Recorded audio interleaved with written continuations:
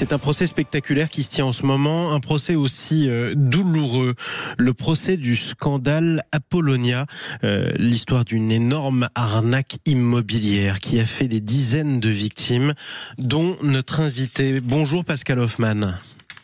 Bonjour. Soyez la bienvenue sur Sud Radio. Merci beaucoup de nous accorder votre témoignage si bon matin.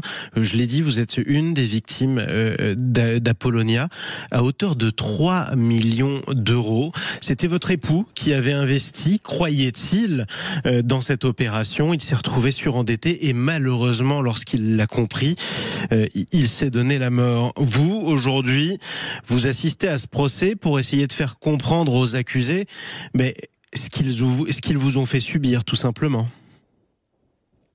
Alors, oui, j'aimerais qu'on comprenne que les victimes ne sont pas les personnes tellement intéressées, puisque dans notre histoire, mon mari a investi, mais j'étais co-investigatrice, investisseuse plutôt avec lui, et je me retrouve personnellement engagée aussi.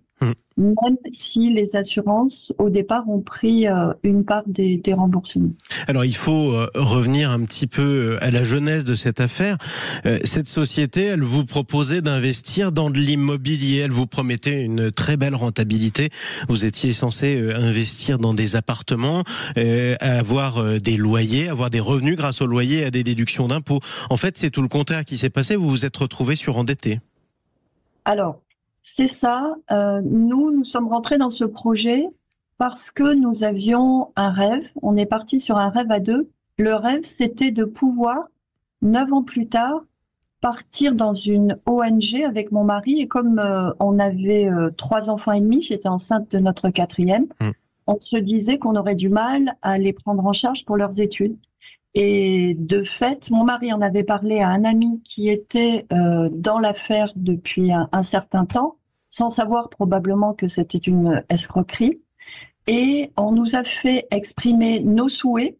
Donc, c'était pas tant la belle rentabilité que la possibilité, 9 ans après, d'avoir un revenu locatif qui nous permettrait de baisser nos revenus liés à notre travail classique pour garder un revenu suffisant pour payer des études à nos enfants. Comment et quand vous avez commencé à comprendre que ça ne tournait pas rond ? Ça s'est passé en début d'été 2009, quand l'affaire a éclaté, est un bien grand mot, mais on en a eu bruit. Et ça a été pendant 2 ans une descente aux enfers pour mon mari particulièrement, puisque c'est par lui qu'on avait été mis en contact avec cette société immobilière qui avait pignon sur rue, qui avait eu des classements dans le Figaro, qu'on a regardé sur les sociétés sur Internet qui existaient et qui n'avaient aucune alerte. Donc voilà. Et vous avez jamais eu de retour, de revenus sur ce qu'on vous avait promis. En revanche, vous vous retrouvez aujourd'hui surendetté. Absolument.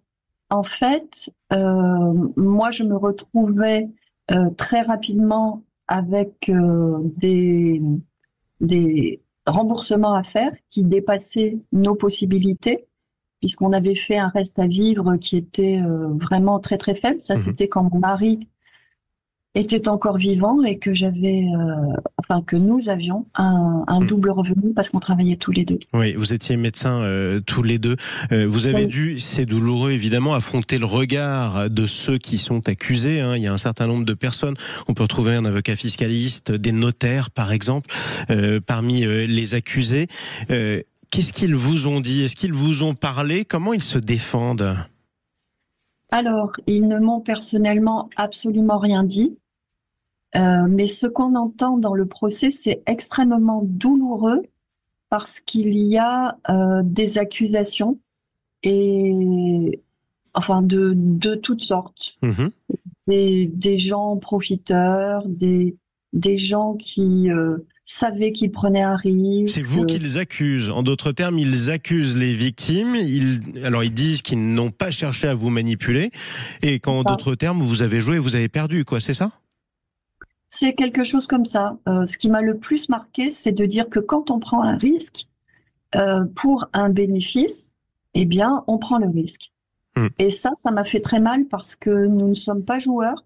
Nous étions tous les deux issus de familles très modestes, premiers bacheliers de nos familles, pur produit de la République.